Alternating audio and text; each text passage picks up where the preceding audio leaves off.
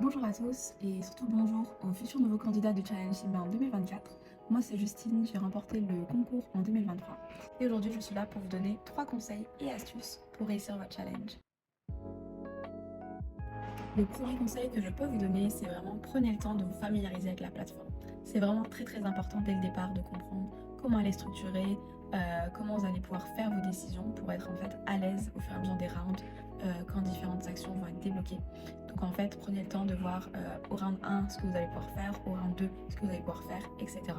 Donc l'idée c'est d'avoir un peu un planning, une vision globale de ce qui va se passer pour ensuite que ça soit clair pour vous dans toutes les décisions que vous allez faire. Mon deuxième conseil, c'est vraiment de toujours garder votre objectif principal en tête. Qu'est-ce que vous devez faire?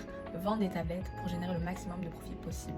Donc dans toutes les actions que vous allez faire, que ce soit au niveau du SEO, des ads, de l'emailing, de l'affiliation, etc., ce que vous devez avoir en tête, c'est qu'est-ce qui performe le mieux, qu'est-ce qui génère des chiffres. Si on prend l'exemple des ads, vous allez avoir différents KPI, que ce soit le taux d'impression, le taux de clic, etc.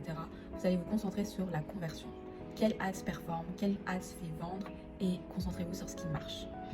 On connaît la loi de Pareto, donc la loi des 80-20, donc c'est la même chose. Concentrez-vous sur les 20% des actions prises, des décisions qui fonctionnent et réduisez le temps sur les autres actions qui ne performent pas.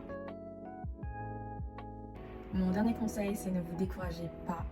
N'oubliez pas que tous les candidats sont dans le même bateau que vous, peu importe votre niveau de marketing digital, que vous soyez nouveau dans le domaine ou expert en la matière.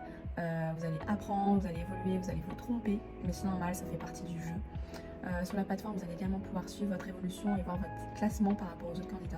Si vous êtes dernier au premier round, ça ne veut rien dire, ça ne veut pas dire que vous n'allez pas finir premier à la fin du jeu. Donc gardez bien ça en tête, prenez des pauses, prenez le temps de bien vous aérer l'esprit entre chaque round. J'espère du coup que ces conseils vont vous être utiles durant votre concours. N'hésitez pas à les revoir si besoin et je vous souhaite un bon courage à tous pour ce challenge Simba en 2024.